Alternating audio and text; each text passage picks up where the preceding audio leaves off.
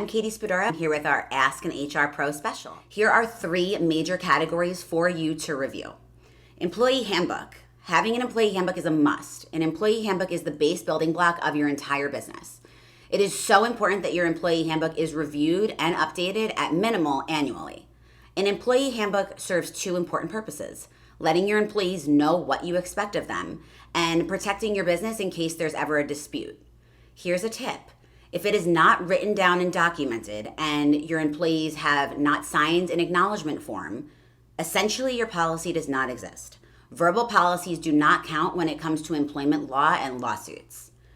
An employee handbook can be as simple or as complex as you want, but there are some general approaches depending upon the nature of your business that you will need to consider. A few things that your handbook should have. Keep in mind there are many more. This is definitely just a few for you to review right now. So, an NDA. Some industries will benefit, most of them, from having employees sign non-disclosure agreements, but it is not applicable to all businesses. If you have trade secrets to protect, use it if you can.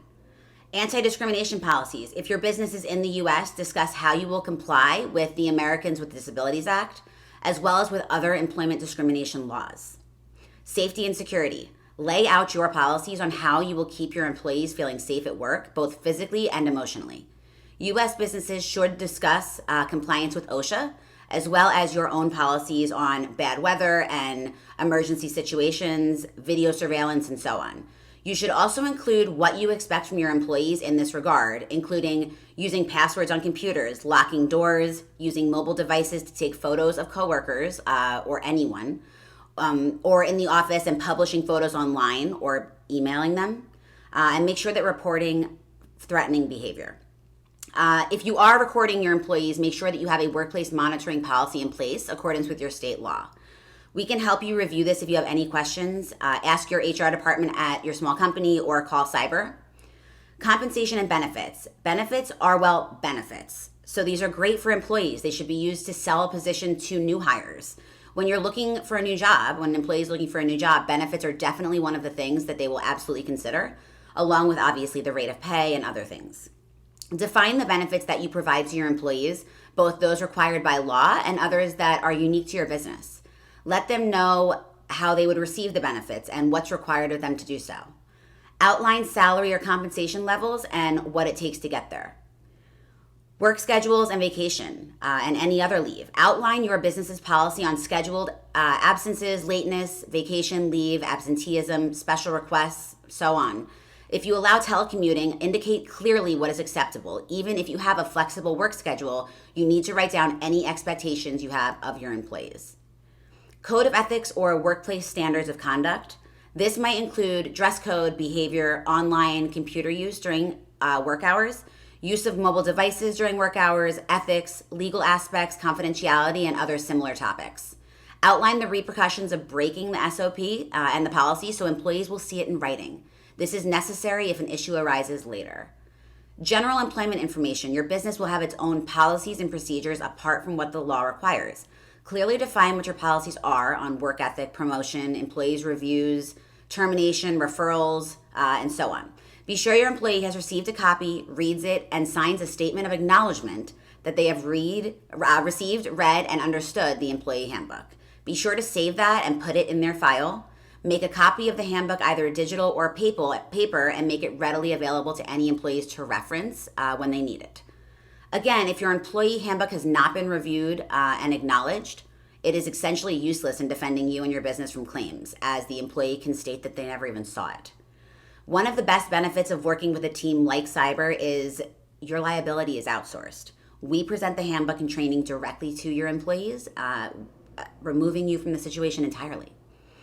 Employee files is number 2. So you must keep 3 specific files for each employee at your business. These files are their personnel file. So this is a file that you would create for your benefit and contains any documentation that's associated with the employee that you've collected throughout their time with you, including resumes, applications, reviews, corrective actions, training verifications, evaluations, W-4 and payroll details, and so on. You'll use this file often. The other file, I-9 files. This form is used by the government to identify and verify that your employees are eligible to work in the U.S.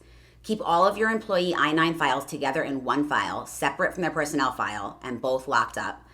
I like to have my clients create a separate binder, and they separate into current and past employees. Keep in mind that there are certain requirements on how long you must retain an I-9 after an employee has been relieved of duty at your company. So give us a call if you have questions. And then the third file is a medical file. So this contains doctor's notes, disability information, and any medical information you may have on the employee. Because you're dealing with medical information, you must protect and secure these files from others.